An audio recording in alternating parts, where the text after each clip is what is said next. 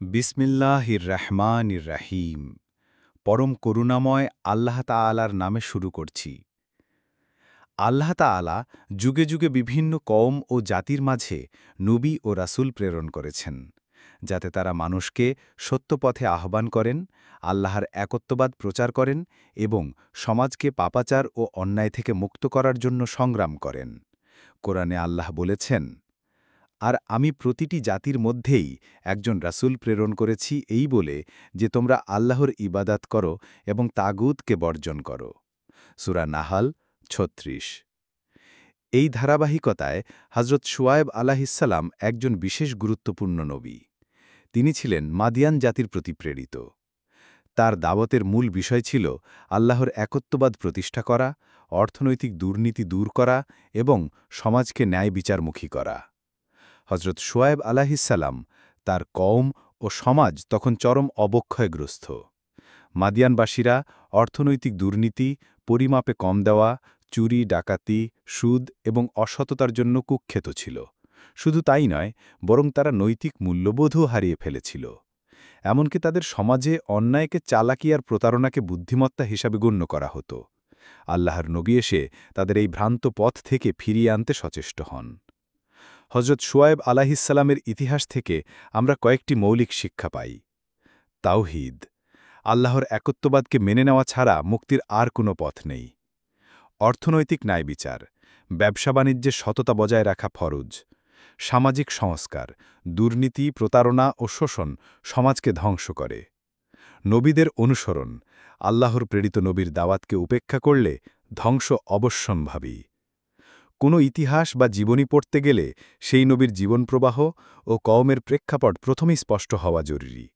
কারণ তার দাওয়াত কেন এত গুরুত্বপূর্ণ ছিল তা বোঝার জন্য কওমের চরিত্র, তাদের নৈতিক অবস্থা এবং সামাজিক অস্থিরতা সম্পর্কে জানা আবশ্যক।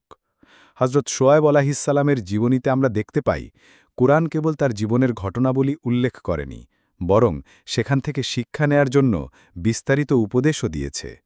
এজন্য তার ইতিহাস আজও মুসলিম সমাজের জন্য প্রাসঙ্গিক, কারণ দুর্নীতি, ঘুষ, প্রতারণা, সুদ, মুনাফাখোরি এবং অন্যায় আজও মানব সভ্যতাকে গ্রাস করছে। নবীদের জীবনীতে তাদের বংশপরিচয় একটি গুরুত্বপূর্ণ অধ্যায়। কেননা আল্লাহর নবীগণ কোনো অচেনা অজানা মানুষ ছিলেন না, বরং তারা নিজেদের কওমের পরিচিত, সম্মানিত এবং নৈতিকভাবে উত্তম পরিবার থেকে আসতেন। এতে কওমের লোকেরা অন্তত তাদের সততা, চরিত্র ও পরিবার সম্পর্কে সন্দেহ করতে পারত না। হজরত শুআয়ব আলাইহিসসালামের বেলায়ও বিষয়টি তাই ছিল। তিনি ছিলেন সম্মানিত বংশের সন্তান এবং মাদিয়ানবাসীদের মধ্যকার একজন মর্যাদাবান ব্যক্তি। শুআয়ব আলাইহিসসালামের কওমকে বলা হতো আসহাবুল মাদিয়ান বা মাদিয়ানবাসী। কোরআনে একাধিক স্থানে এনাম উল্লেখ আছে। মাদিয়ান ছিল এক প্রাচীন জাতি যারা হজরত ইব্রাহিম আলাইহিসসালামের পুত্র মিদিয়ান বা মাদিয়ানের বংশ থেকে এসেছে। শুআয়ব আলাইহিসসালাম যেহেতু তাদেরই একজন ছিলেন, তাই তিনি নিজ কওমের সংস্কৃতি, ভাষা, আচরণ ও সমস্যাগুলো ভালোই জানতেন। একজন নবীর জন্য এটা অত্যন্ত জরুরি ছিল যাতে তিনি তার কওমের ভাষায় দাওয়াত দিতে পারেন এবং তাদের বুঝিয়ে সত্য পথে ফিরিয়ে আনতে পারেন। কোরআনে আল্লাহ বলেন, আমি সকল কওমের ভাষাই রাসূলকে প্রেরণ করেছি যাতে সে তাদের কাছে স্পষ্টভাবে ব্যাখ্যা করতে পারে। সূরা ইব্রাহিম ৪। তাফসিরবিদরা উল্লেখ করেন, শুআয়ব আলাইহিসসালামকে তার কওম সৎ, ন্যায়পরায়ণ ও বাকপটু হিসাবে চিনত। এজন্যই তাকে পরে খতিবুল আম্বিয়া বা নবীদের বক্তা বলা হয়। তার বক্তৃতা ছিল যুক্তিপূর্ণ ও প্রাঞ্জল, যা সহজেই শ্রোতাদের মন ছুঁয়ে যেত। তার পরিবার ছিল সম্ভ্রান্ত। মাদিয়ানবাসীরা তাকে অবজ্ঞা করতে পারেনি তার বংশমর্যাদা বা সামাজিক অবস্থানের কারণে। এজন্য যখন তিনি তাওহীদের দাওয়াত দিলেন, তখন তারা বলল, হে শুআয়ব, আমরা তোমাকে আমাদের মধ্যে একজন দুর্বল ব্যক্তি মনে করি না, তুমি আমাদের কওমের সম্মানিত। সূরা হুদ ৯১। এ বক্তব্য প্রমাণ করে যে শুআয়ব আলাইহিসসালাম ছিলেন সমাজে এক মর্যাদাবান ব্যক্তি। ইতিহাসবিদরা মধ্যে একটি প্রসিদ্ধ মত হল হজরত শুআয়ব আলাইহিসসালাম ছিলেন হজরত মূসা আলাইহিসসালামের শ্বশুর।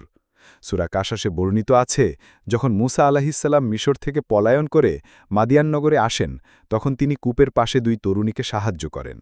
পরে সেই তরুণীদের বাবা তাকে বাড়িতে আমন্ত্রণ জানান। শুআয়ব আলাইহিসসালামের বংশের দুটি বৈশিষ্ট্য ছিল। নবুয়তের উত্তরাধিকারী বংশ। ইব্রাহিম আলাইহিসসালামের পরিবার থেকে আগমন তার নবুয়তের একটি স্বাভাবিক ধারা ছিল। নৈতিক সুনাম, সমাজে সততা, প্রজ্ঞা ও জ্ঞান দিয়ে তার পরিবার পরিচিত ছিল। এই দুই বৈশিষ্ট্য তাকে আল্লাহর দাওয়াত পৌঁছে দেওয়ার জন্য উপযুক্ত করে তুলেছিল। হজরত শুয়ায়ব আলাইহিসসালামের কওম ছিল আসহাবুল মাদিয়ান বা মাদিয়ানবাসী। কোরআনে একাধিক স্থানে এনাম উল্লেখ আছে। মাদিয়ান ছিল এক প্রাচীন জাতি যারা হজরত ইব্রাহিম আলাইহিসসালামের পুত্র মিদিয়ান বা মাদিয়ানের বংশ থেকে এসেছে। শুয়ায়ব আলাইহিসসালাম যেহেতু তাদেরই একজন ছিলেন, তাই তিনি নিজ কওমের সংস্কৃতি, ভাষা, আচরণ ও সমস্যাগুলো ভালোই জানতেন। একজন নবীর জন্য এটা অত্যন্ত জরুরি ছিল যাতে তিনি তার কওমের ভাষায় দাওয়াত দিতে পারেন এবং তাদের বুঝিয়ে সত্য পথে ফিরিয়ে আনতে পারেন। কোরআনে আল্লাহ বলেন, আমি সকল কওমের ভাষাই রাসূলকে প্রেরণ করেছি যাতে সে তাদের কাছে স্পষ্টভাবে ব্যাখ্যা করতে পারে। সূরা ইব্রাহিম ৪। তাফসিরবিদরা উল্লেখ করেন, শুয়ায়ব আলাইহিসসালামকে তার কওম সৎ, ন্যায়পরায়ণ ও বাকপটু হিসাবে চিনত। এজন্যই তাকে পরে খতিবুল আম্বিয়া বা নবীদের বক্তা বলা হয়। তার বক্তৃতা ছিল যুক্তিপূর্ণ ও প্রাঞ্জল, যা সহজেই শ্রোতাদের মন ছুঁয়ে যেত। তার পরিবার ছিল সম্ভ্রান্ত। মাদিয়ানবাসীরা তাকে অবজ্ঞা করতে পারেনি তার বংশমর্যাদা বা সামাজিক অবস্থানের কারণে। এজন্য যখন তিনি তাওহীদের দাওয়াত দিলেন, তখন তারা বলল, হে শুয়ায়েব, আমরা তোমাকে আমাদের মধ্যে একজন দুর্বল ব্যক্তি মনে করি না। তুমি আমাদের কওমে সম্মানিত। সূরা হুদ ৯১। এই বক্তব্য প্রমাণ করে যে শুয়ায়েব আলাইহিসসালাম ছিলেন সমাজে এক মর্যাদাবান ব্যক্তি। ইতিহাসবিদদের মধ্যে একটি প্রসিদ্ধ মত হল, হজরত শুয়ায়েব আলাইহিসসালাম ছিলেন হজরত মুসা আলাইহিসসালামের শ্বশুর। সূরা কাসাসে বর্ণিত আছে, যখন মুসা আলাইহিসসালাম মিশর থেকে পলায়ন করে মাদিয়াননগরে আসেন, তখন তিনি কূপের পাশে দুই তরুণীকে সাহায্য করেন। পরে সেই তরুণীদের বাবা তাকে বাড়িতে আমন্ত্রণ জানান। শুয়ায়েব আলাইহিসসালামের বংশের দুটি বৈশিষ্ট্য ছিল: নবুয়তের উত্তরাধিকারী বংশ। ইব্রাহিম আলাইহিসসালামের পরিবার থেকে আগমন তার নবুয়তের একটি স্বাভাবিক ধারা ছিল। নৈতিক সুনাম, সমাজে সততা, প্রজ্ঞা ও জ্ঞান দিয়ে তার পরিবার পরিচিত ছিল। এই দুই বৈশিষ্ট্য তাকে আল্লাহর দাওয়াত পৌঁছে দেওয়ার জন্য উপযুক্ত করে তুলেছিল। হজরত শুয়ায়েব আলাইহিসসালামের কওম ছিল আসহাবুল মাদিয়ান বা মাদিয়ানবাসী। কোরআনে একাধিক স্থানে এনাম উল্লেখ আছে। মাদিয়ান ছিল এক প্রাচীন জাতি যারা হজরত ইব্রাহিম আলাইহিসসালামের পুত্র মিদিয়ান বা মাদিয়ানের বংশ থেকে এসেছে। শুয়ায়েব আলাইহিসসালাম যেহেতু তাদেরই একজন ছিলেন, তাই তিনি নিজ কওমের সংস্কৃতি, ভাষা, আচরণ ও সমস্যাগুলো ভালোই জানতেন। একজন নবীর জন্য এটা অত্যন্ত জরুরি ছিল যাতে তিনি তার কওমের ভাষায় দাওয়াত দিতে পারেন এবং তাদের বুঝিয়ে সত্য পথে ফিরিয়ে আনতে পারেন। কোরআনে আল্লাহ বলেন, আমি সকল কওমের ভাষাই রাসূলকে প্রেরণ করেছি যাতে সে তাদের কাছে স্পষ্টভাবে ব্যাখ্যা করতে পারে। সূরা ইব্রাহিম ৪।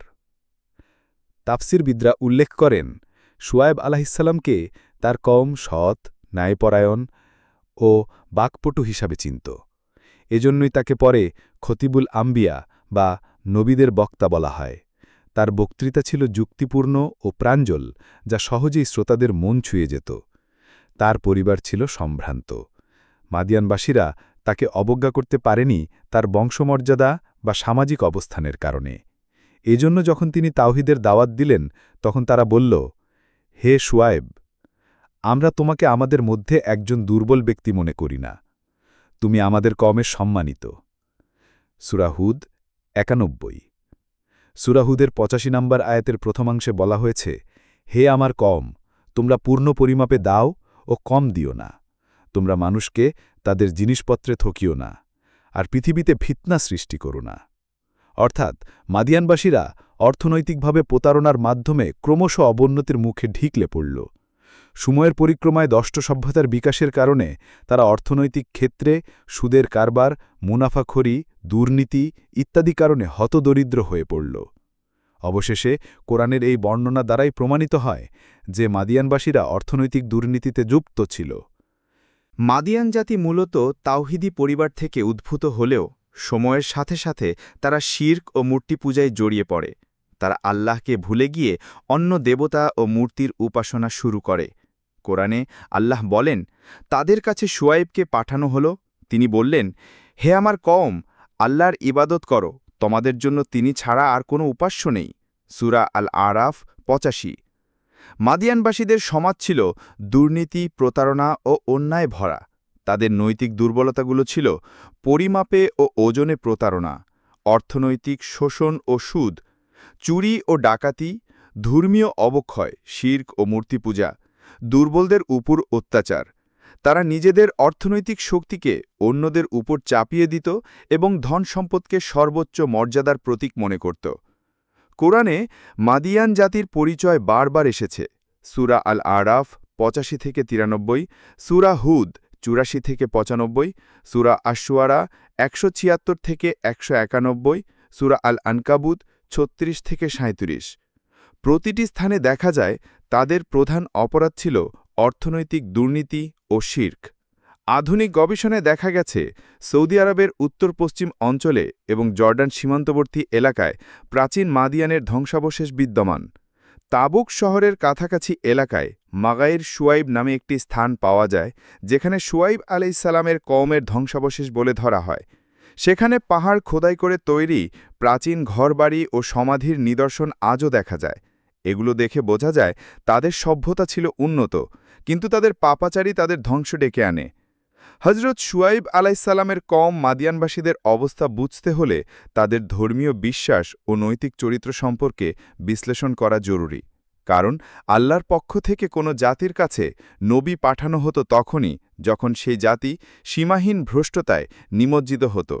মাদিয়ান জাতির ক্ষেত্রে সেটিই ঘটেছিল। মাদিয়ান জাতির পূর্বপুরুষ ছিলেন হজরত ইব্রাহিম আলাইহিসসালামের সন্তান মিদিয়ান, তাই তাদের আদি শিক্ষায় তাওহীদের প্রভাব ছিল। কিন্তু সময়ের সাথে তারা আল্লাহর একত্ববাদ ভুলে গিয়ে শিরক ও মূর্তিপূজায় জড়িয়ে পড়ে।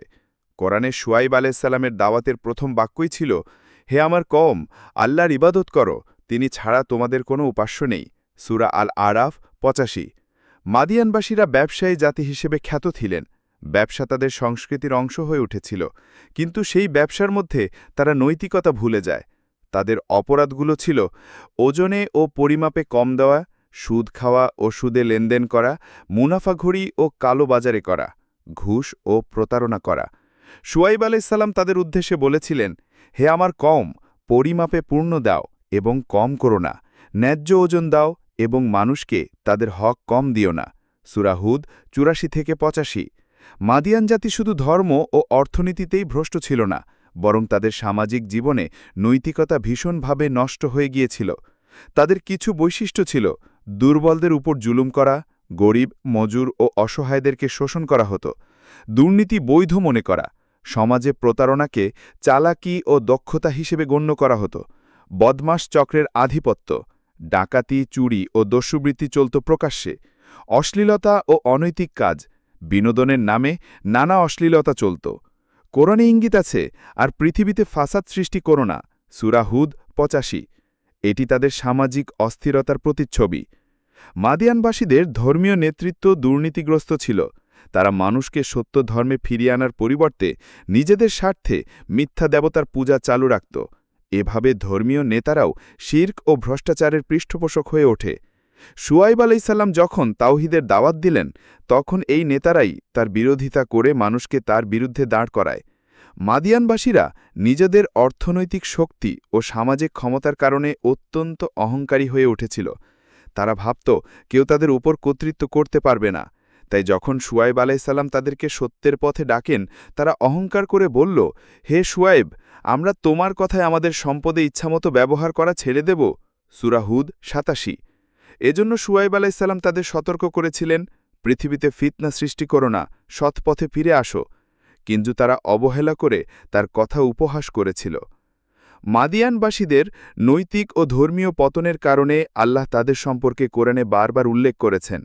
সূরা আশ-শুআরাতে বলা হয়েছে, আসহাবুল আইকাহ রাসূলদেরকে মিথ্যা প্রতিপন্ন করেছিল। যখন তাদের কাছে শুয়াইব আসলেন, তিনি বললেন, হে তোমরা আল্লাহকে ভয় করো এবং আমার আনুগত্য করো, তোমরা মাপে কম দিও না। আমি তোমাদের কর্মে বরকত প্রাপ্ত দেখতে পাচ্ছি, কিন্তু আমি ভয় করছি তোমাদের জন্য এক মহা আযাবের দিন। সূরা আশ-শুআরা ১৭৬-১৮৭। নবীদের জীবনের সবচেয়ে গুরুত্বপূর্ণ অধ্যায় হল তাদের নবুয়ত প্রাপ্তি। কারণ এই মুহূর্ত থেকেই তারা সাধারণ মানুষের কাতার থেকে আলাদা হয়ে যান এবং আল্লাহর পক্ষ থেকে নির্দিষ্ট দায়িত্বে নিয়োজিত হন। হজরত শুয়াইব আলাইহিসসালামের জীবনেও এই ঘটনাটি ছিল এক বৈপ্লবিক পরিবর্তন। তিনি তখন তার কওমের একজন সম্মানিত, সৎ, প্রজ্ঞাবান ও নৈতিকভাবে শক্তিশালী ব্যক্তি। কিন্তু আল্লাহ যখন তাকে নবী হিসেবে মনোনীত করলেন, তখন তার দায়িত্ব হয়ে গেল সমগ্র জাতিকে তাওহীদের দিকে আহ্বান করা, অন্যায় থেকে বিরত রাখা এবং আল্লাহর বিধান প্রতিষ্ঠা করা। নবুয়ত মানে আল্লাহর পক্ষ থেকে বার্তাপ্রাপ্তি ও তা মানুষের কাছে পৌঁছে দেওয়া। নবীরা নিজেরা কোনো মতবাদ তৈরি করেননি, বরং আল্লাহ যা নির্দেশ দিয়েছেন সেটিই তারা মানুষের কাছে পৌঁছে দিয়েছেন। কোরআনে বলা হয়েছে, তুমি আল্লাহর নির্দেশ ব্যতীত কিছুই বলো না। সূরা আল-নাজম ৪। কোরআন মজিদে তার নবুয়াত লাভের সুনির্দিষ্ট সময় উল্লেখ নেই। তবে মুফাসসিরগণ বলেন, শুয়াইব আলাইহিসসালামকে আল্লাহ মাদিয়ানবাসীদের প্রতি রাসূল হিসেবে প্রেরণ করেছিলেন, যখন তাদের সমাজ দুর্নীতি ও শিরকে নিমজ্জিত হয়ে পড়েছিল। আল্লাহ বলেন, আর মাদিয়ানের প্রতি আমি তাদের ভাই শুয়াইবকে পাঠালাম। তিনি বললেন, হে আমার কাউম, আল্লাহর ইবাদত করো, তিনি ছাড়া তোমাদের কোনো উপাস্য নেই। সূরা আল-আরাফের ৮৫ নম্বর আয়াত। শুয়াইব আলাইহিসসালামের দায়িত্ব ছিল তিনটি প্রধান বিষয়ের উপর কেন্দ্রীভূত: তাওহীদের দাওয়াত, অর্থাৎ আল্লাহ ছাড়া আর কোনো উপাস্য নেই এই বিশ্বাস প্রতিষ্ঠা করা; অর্থনৈতিক ন্যায় বিচার, ব্যবসা বাণিজ্যে সততা আনা, ওজনে ও পরিমাপে সঠিক দেওয়া; সামাজিক সংস্কার, দুর্নীতি, শোষণ ও অশ্লীলতা দূর করে নৈতিক সমাজ গড়ে তোলা।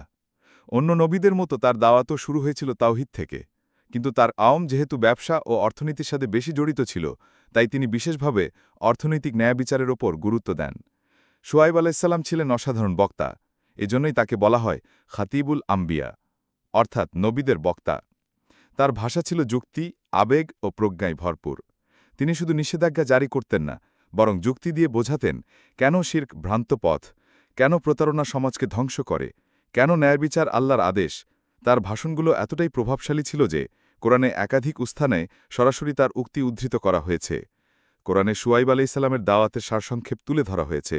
এর মধ্যে প্রধান কয়েকটি হল, হে আমার কাউম, আল্লাহর ইবাদত করো, তিনি ছাড়া তোমাদের কোনো উপাস্য নেই। সূরা হুদের ৮৪ নম্বর আয়াত। তোমরা মাপে ও ওজনে পূর্ণতা দাও, মানুষকে তাদের জিনিসে কম দিও না। সূরা হুদের ৮৫ নম্বর আয়াত। পৃথিবীতে ফাসাদ সৃষ্টি করো না। সূরা হুদের ৮৫ নম্বর আয়াত। যখনই কোনো নবী তার কাউমের মধ্যে দাওয়াত শুরু করেছেন, তখনই কাউমের শক্তিশালী শ্রেণী তাকে বিরোধিতা করেছে, কারণ তারা নিজেদের স্বার্থ হারাতে চায়নি। শুয়াইব আলাইহিসসালামের ক্ষেত্রেও তাই হয়েছিল। ব্যবসায়ী শ্রেণী চাইত না প্রতারণা ছেড়ে দিতে, ধর্মীয় নেতারা চাইত না মূর্তি পূজা বন্ধ হোক, রাজনৈতিক শক্তির মালিকানা চাইত না দুর্নীতি শেষ হোক। অতএব শুয়াইব আলাইহিসসালামের নবুয়াত শুরু থেকেই ছিল চ্যালেঞ্জপূর্ণ। শুয়াইব আলাইহিসসালামের নবুয়াত প্রাপ্তির পর থেকে তার জীবন হয়ে যায় একটি সংগ্রামের কাহিনী। তিনি তার কাউমকে ভালোবাসতেন, এজন্য বারবার তাদেরকে সতর্ক করতেন। তিনি কঠোরভাবে প্রতারণা ও দুর্নীতির বিরুদ্ধে কথা বলতেন। তিনি ধৈর্যের সাথে বিরোধীদের জবাব দিতেন। কোরআনে তার ধৈর্য ও প্রজ্ঞার বর্ণনা এসছে।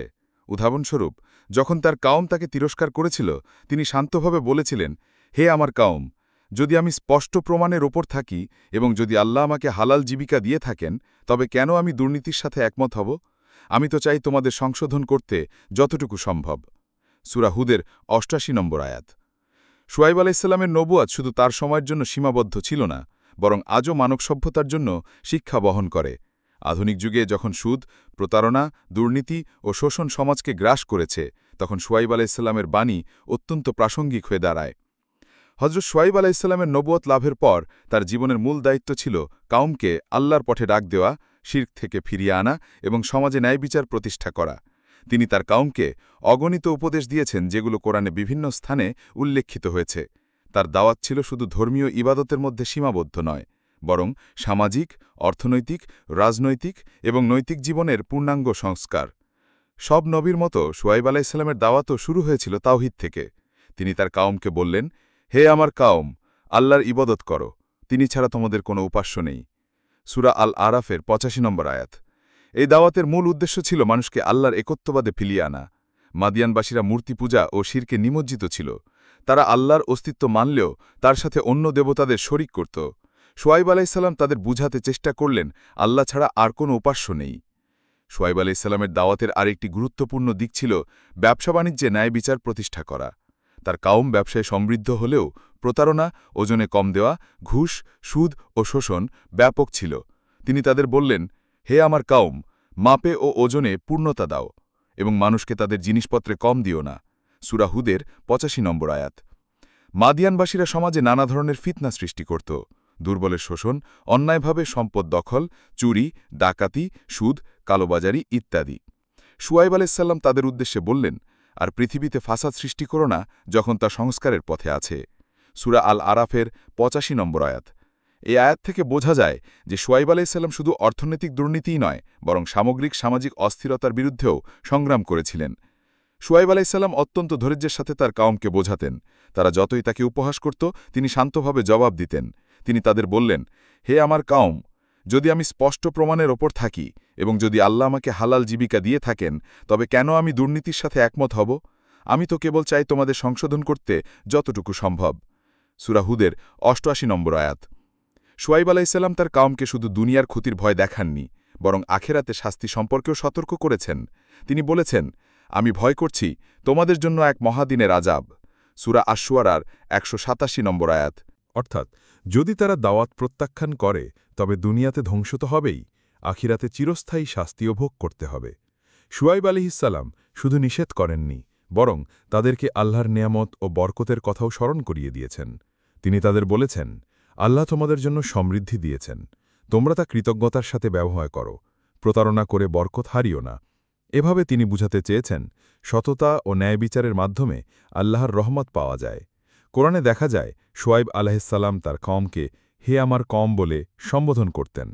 প্রতিবার তিনি তাদেরকে এভাবেই ডেকেছেন। এতে বোঝা যায় তিনি তাদের প্রতি শুধু নবীর দায়িত্বেই নয়, বরং একজন ভাই, একজন আত্মীয়, একজন শুভাকাঙ্ক্ষীর মতো ভালোবাসা নিয়ে কথা বলেছেন। শুয়াইব আলাইহিসসালামের দাওয়াত ও উপদেশ থেকে মানব সভ্যতার জন্য কয়েকটি শিক্ষা পাওয়া যায়। তাওহীদ ছাড়া মুক্তি নেই, অর্থনৈতিক ন্যায়বিচার ছাড়া সমাজ টিকে না, দুর্নীতি সমাজকে ধ্বংস করে, নবীদের দাওয়াত সবসময় আন্তরিকতা ও ভালোবাসায় পূর্ণ, আখিরাতের ভয় মানুষকে অন্যায় থেকে বিরত রাখতে সাহায্য করে। হজরত শুয়াইব আলাইহিসসালামের দাওয়াত ও উপদেশ ছিল স্পষ্ট, যৌক্তিক এবং কল্যাণমুখী। তিনি তাদের সামনে আল্লাহর একত্ববাদ, নৈতিকতা, অর্থনৈতিক ন্যায়বিচার এবং সামাজিক শৃঙ্খলার শিক্ষা পেশ করেছিলেন। কিন্তু ইতিহাস সাক্ষ্য দেয়, যখন মানুষ ভোগবিলাস, অন্যায় লাভ এবং অহংকারে অন্ধ হয়ে যায়, তখন সত্যকে গ্রহণ করা তাদের জন্য অত্যন্ত কঠিন হয়ে দাঁড়ায়। মাদিয়ানবাসীর ক্ষেত্রেও তাই হয়েছিল। তারা শুয়াইব আলাইহিসসালামের উপদেশ শোনার পর ভিন্ন ভিন্নভাবে প্রতিক্রিয়া দেখায়। শুয়াইব আলাইহিসসালাম তাদের মাপে ওজনে সঠিক হতে, দুর্নীতি বন্ধ করতে এবং আল্লাহর একত্ববাদ মেনে নিতে আহ্বান জানালেন।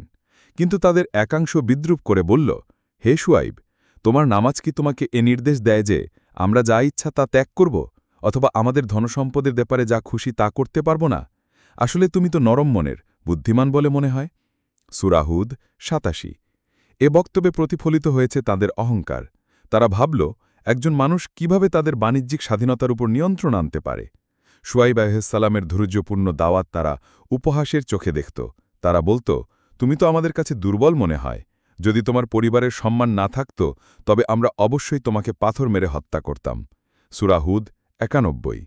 মাদিয়ানবাসীর নেতারা শুয়াইব আলাইহিসসালাম এবং তার অনুসারীদের প্রতি হুমকি দিল। তারা বলল, হে শুয়াইব, তোমাকে এবং তোমার সাথে যারা ঈমান এনেছে তাদেরকে আমরা অবশ্যই আমাদের নগরী থেকে বের করে দেব, অথবা তোমাদেরকে আমাদের ধর্মে ফিরতে হবে। সূরা আল আরাফ ৮৮। অর্থাৎ তারা সত্য গ্রহণ না করে উল্টো নবী ও মুমিনদের দেশ থেকে তাড়িয়ে দিতে চেয়েছিল। তারা এক ধরনের বিদ্রূপ করে শুয়াইব আলাইহিসসালামকে বলত, যদি তুমি সত্যবাদী হও তবে তোমার প্রভুর আযাব আমাদের উপর এনে দাও। সূরা আশ-শুআরা ১৮৭। একথা তারা অবিশ্বাসের কারণে বলত, যেন শাস্তি আনার মাধ্যমে প্রমাণ হয় শুয়াইব আলাইহিসসালামের সত্যতা। কিন্তু বাস্তবে এটি ছিল তাদের উদ্ধত্ত ও অজ্ঞতা।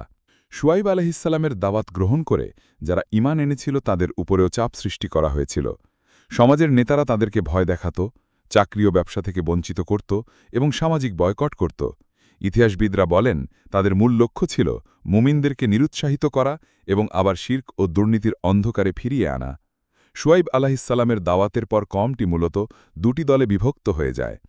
মুমিনগণ, যারা সত্য মেনে নিয়েছিল, তারা সংখ্যায় ছিল কম কিন্তু দৃঢ়চিত্ত ছিল। অবিশ্বাসীরা, যারা অহংকার ও মোহে পড়ে সত্য প্রত্যাখ্যান করেছিল, তারা ছিল সংখ্যাগরিষ্ঠ এবং সমাজের ক্ষমতাবান শ্রেণী। কওমের এ প্রতিক্রিয়া দেখে শুয়াইব আলাইহিসসালাম হতাশ হননি। তিনি বললেন, হে আমার কওম, তোমরা তোমাদের অবস্থান অবলম্বন করো, আমিও আমার অবস্থান অবলম্বন করলাম। অচিরেই তোমরা জানতে পারবে কার উপর অপমানজনক আযাব আসে এবং কে মিথ্যাবাদী। সূরা হুদ 93। অর্থাৎ তিনি ধৈর্য ধরলেন এবং আল্লাহর ফায়সালার অপেক্ষায় থাকলেন। ঈমান ও তাওহীদ ছাড়া সমাজ টেকসই হতে পারে না। অর্থনৈতিক দুর্নীতি ধ্বংস ডেকে আনে। আখেরাতের ভয় মানুষকে সৎ রাখে। নবীদের দাওয়াত উপেক্ষা করলে ধ্বংস অবশ্যম্ভাবী। হজরত শুয়াইব আলাইহিসসালামের দাওয়াত ও বাণী ছিল স্পষ্ট ও যৌক্তিক। তিনি কওমকে আল্লাহর একত্ববাদ, নৈতিকতা, ব্যবসায় সততা এবং সামাজিক ন্যায় বিচারের প্রতি আহ্বান জানিয়েছিলেন। কিন্তু ইতিহাস সাক্ষ্য দেয়, যখন মানুষ স্বার্থ, অহংকার এবং ভোগবিলাসে অন্ধ হয়ে যায়, তখন সত্যকে গ্রহণ করা তাদের জন্য কঠিন হয়ে দাঁড়ায়। মাদিয়ানবাসী শুয়াইব আলাইহিসসালামের আহ্বানকে অবজ্ঞা করেছে, বিদ্রূপ করেছে এবং অবাধ্যতা দেখিয়েছে। শুয়াইব আলাইহিসসালাম হতাশ হননি। তিনি বললেন, হে আমার কওম, তোমরা তোমাদের পথ অবলম্বন করো, আমি আমার পথ অবলম্বন করেছি। শীঘ্রই তোমরা জানবে কে সত্যিকারের ধ্বংসের মুখোমুখি। এটি তার ধৈর্য, প্রজ্ঞা এবং আল্লাহর ফয়সালার প্রতি ভরসার প্রতিফলন। শুয়াইব আলাইহিসসালাম তার কওমকে বারবার সতর্ক করেছিলেন। কুরআনে বলা হয়েছে, আমি তোমাদের জন্য ভয় করছি এক মহাদিনের আযাব। সূরা হুদ ৮৮। এটি শুধু ভয় দেখানোর জন্য নয়, বরং একটি নবীর সতর্ক বার্তা। নবী যিনি আল্লাহর নির্দেশে দাওয়াত দেন, তার বক্তব্য অবজ্ঞা করলে শাস্তি অনিবার্য। মাদিয়ানবাসীর জন্য আযাব ছিল বিভিন্ন ধরনের। কুরআনে বলা হয়েছে, তারা ধ্বংস হল প্রাকৃতিক দুর্যোগের মাধ্যমে, ভূমিকম্প এবং আগুনের ঝড়, সামাজিক বিনাশ, তারা সমাজ ও পরিবার হারায়, অচিরেই ধ্বংস, যারা ধ্বংসের পূর্বাভাস উপেক্ষা করে তাদের বিপর্যয় আসে হঠাৎ। তাদের উপর ঝড়ের সঙ্গে ভূমিকম্প আছড়ে পড়ল, আর তারা তাদের বাড়িতে মৃতপল্লীর মতো লুটিয়ে পড়ল। সূরা হুদ ৯৫। এ থেকে বোঝা যায় আযাব ছিল পরিপূর্ণ, দ্রুত ও সতর্কতার চরম পরিণতি। শুয়াইব আলাইহিসসালাম তার কওমের অবাধ্যতা দেখে হতাশ হননি। তিনি আল্লাহর কাছে প্রার্থনা করেছিলেন যাতে সত্য ও ন্যায় প্রতিষ্ঠিত হয়। কুরআনে বলা হয়েছে, হে আমার রব, আমাকে এবং আমার অনুসারীদের সহায়তা করো, আমাদের পথকে দৃঢ় করো এবং দুষ্টদের শাস্তি দাও। সূরা আল আনকাবুত ৩৭। নবীর ধৈর্য এবং প্রার্থনা আযাবের আগে সতর্কবার্তা হিসেবে কাজ করেছে। অবশেষে আল্লাহ তাদেরকে ধ্বংস করেছেন। কুরআনে বর্ণনা আছে, যারা শুয়াইবকে মিথ্যা বলেছিল, তাদের শহরসমূহে ভূমিকম্প আছড়ে পড়ল, তাদের বাড়িগুলো ধ্বংস হল এবং তারা মাটির নিচে চাপা পড়ল। সূরা আল আনকাবুত ৩৭। ধ্বংসের ফলে কোনো অবশিষ্ট ছিল না। এটি শিক্ষা দেয়, যারা নবীর দাওয়াত প্রত্যাখ্যান করে তাদের জন্য আল্লাহর শাস্তি অনিবার্য। শুয়াইব আলাইহিসসালামের অনুসারীদের জন্য প্রধান চ্যালেঞ্জগুলো ছিল সামাজিক বিচ্ছিন্নতা। তারা তাদের পরিবারের অনেকের কাছ থেকে অবজ্ঞা ও তিরস্কার পেয়েছিল। অর্থনৈতিক চাপ, ব্যবসা বাণিজ্য থেকে বঞ্চিত করা হতো, সমাজে সীমিত সুযোগ দেওয়া হতো। হুমকি ও ভয়, অনুসারীরা প্রায় মৃত্যুর হুমকি বা শারীরিক নির্যাতনের মুখোমুখি হতো। এই চ্যালেঞ্জের মধ্যে তারা ঈমান এবং নবীর প্রতি আনুগত্য বজায় রাখে। শুয়াইব আলাইহিসসালামের মুমিনরা নবীর দাওয়াতের মাধ্যমে ধৈর্য, প্রজ্ঞা ও ন্যায় বিচারের শিক্ষায় লালিত হয়। তারা বুঝেছিল, আল্লাহর পথ ছাড়া মুক্তি নেই। অন্যায় ও প্রতারণা থেকে বিরত থাকা প্রত্যেক মুসলিমের দায়িত্ব। কঠিন পরিস্থিতিতেও সত্য ও ন্যায়চর্চা অপরিহার্য। এই শিক্ষাগুলো তাদের জীবনে দৃঢ়ভাবে প্রতিষ্ঠিত হয়। কুরআনে বলা হয়েছে, শুয়াইব আলাইহিসসালামের অনুসারীরা ছিল অল্প সংখ্যক কিন্তু দৃঢ় ঈমানের অধিকারী। তারা নবীর দাওয়াত গ্রহণ করে আল্লাহর অনুগ্রহ কামনা করত এবং অনাচারের বিরুদ্ধে দৃঢ় অবস্থান নিত। যারা তার আহ্বান মেনে চলেছে তারা সত্যিকারই সৎপন্থী। আমি তাদের জন্য আকাশ থেকে বরকত নাজিল করেছি। সূরা হুদ ৯৫। শুয়াইব আলাইহিসসালামের শিক্ষার আলোকে অর্থনৈতিক ও সামাজিক ন্যায় বিচার প্রতিষ্ঠা করে। শুয়াইব আলাইহিসসালামের অনুসারীদের ইতিহাস থেকে শিক্ষা নেওয়া যায়, সত্যের পথ অনুসরণ করা কঠিন হলেও শেষ পর্যন্ত আল্লাহর সুরক্ষা ও বরকত নিশ্চিত। ধৈর্য, প্রজ্ঞা এবং নবীর নির্দেশনায় দৃঢ় থাকা মানে সামাজিক ও নৈতিক বিজয়। বিপর্যয় ও চাপে সৎ থাকা ঈমানের চিহ্ন। নবীদের দাওয়াত অনুসরণ করে সমাজে ন্যায় প্রতিষ্ঠা করা সম্ভব। শুয়াইব আলাইসাল্লামের দাওয়াতের মূল ছিল আল্লাহর একত্ববাদ বা তাওহীদ। তিনি বারবার বলেছেন, হে আমার কওম, আল্লাহর ইবাদত করো, তিনি ছাড়া তোমাদের কোনো উপাস্য নেই। এটি আমাদের শেখায় সত্যের ভিত্তি ঈমান ও আল্লাহর একত্ববাদে। যে কোনো সমাজের উন্নতি ও স্থিতিশীলতা এই ভিত্তির উপর নির্ভর করে। শুয়াইব আলাইসাল্লাম তার কওমকে সততা ও ন্যায় বিচারের প্রতি আহ্বান জানিয়েছিলেন। তিনি বলেছিলেন, মাপে ওজনে পূর্ণতা দাও, মানুষের অধিকার ক্ষুণ্ণ করো না, ব্যবসায় প্রতারণা থেকে বিরত থাকো। আজকের যুগেও অর্থনৈতিক সততা, ন্যায় বিচার ও সামাজিক নৈতিকতা সমাজের স্থিতিশীলতার জন্য অপরিহার্য। শুয়াইব আলাইসাল্লামের কওম নবীর আহ্বান প্রত্যাখ্যান করলেও তিনি হতাশ হননি। তিনি শান্তি ও ধৈর্যের সঙ্গে বারবার সতর্ক করেছিলেন। শিক্ষা: বিপদ, বিদ্রূপ বা প্রতিকূলতার মধ্যে ধৈর্য ও সহনশীলতা মানবজীবনের সাফল্যের চাবিকাঠি। শুয়াইব আলাইসাল্লাম তার কওমকে আখেরাতের ভয় দেখিয়েছেন। আমি তোমাদের জন্য এক মহাদিনের আযাব ভয় করি।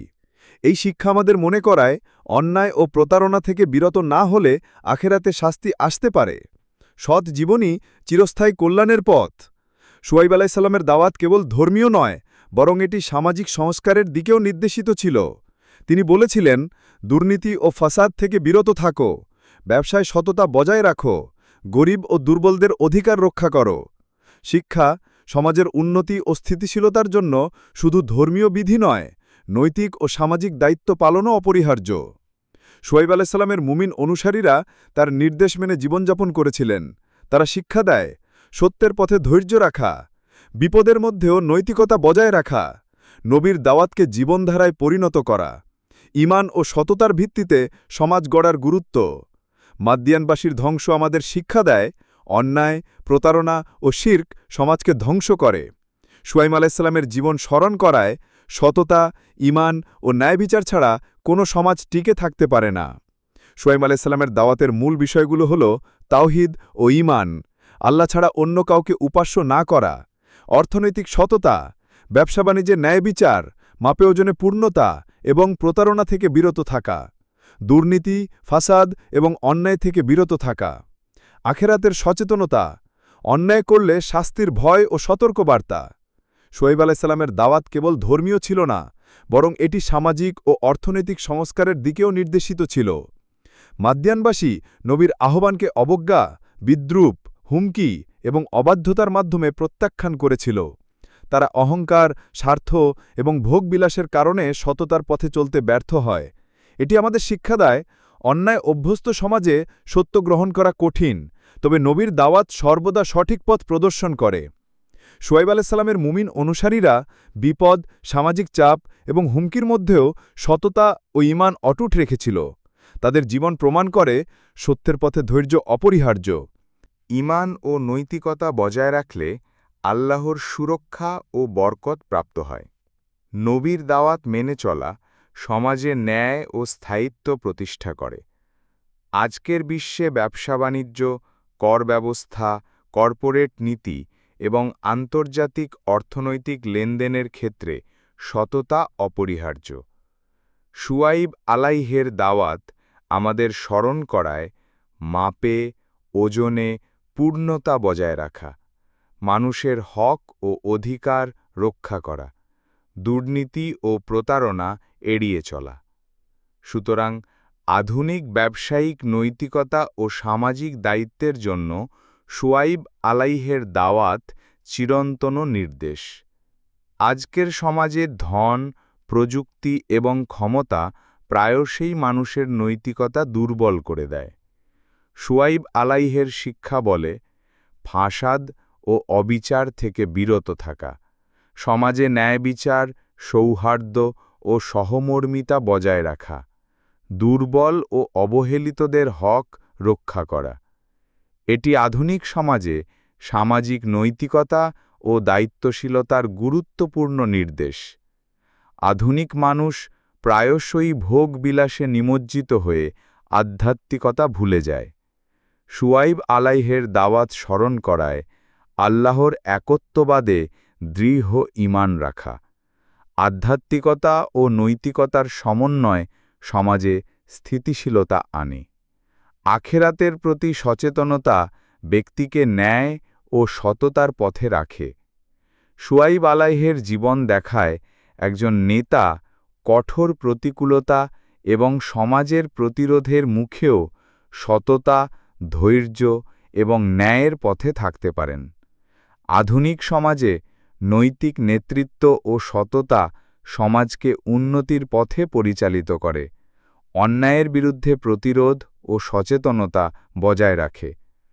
হজরত শুয়াইব আলাইহের দাওয়াত আজও আধুনিক সমাজের জন্য প্রাসঙ্গিক। তার শিক্ষা আমাদের স্মরণ করায় অর্থনৈতিক ও সামাজিক সততা অপরিহার্য, ন্যায় বিচার ও মানুষের অধিকার রক্ষা করা চিরন্তন নৈতিক দায়িত্ব। আধ্যাত্মিক সচেতনতা ও ঈমান মানুষকে সততার পথে রাখে।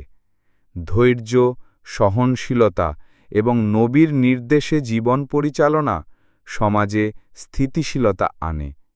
অতএব শুয়াইব আলাইহের জীবন ও দাওয়াত শুধু ইতিহাস নয়, বরং প্রতিটি যুগের মানুষকে নৈতিক ও আধ্যাত্মিকভাবে দৃঢ় হওয়ার নির্দেশনা।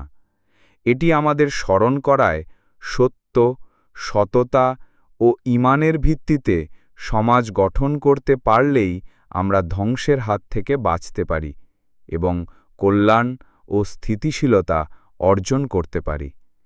প্রিয় দর্শক, আপনার কাছে এই বার্তাটি যদি মূল্যবান মনে হয় তাহলে অনুগ্রহ করে চ্যানেলটি সাবস্ক্রাইব করুন এবং বেল আইকনে ক্লিক করে নোটিফিকেশন চালু করে রাখুন। আপনার সহযোগিতার জন্য অসংখ্য ধন্যবাদ।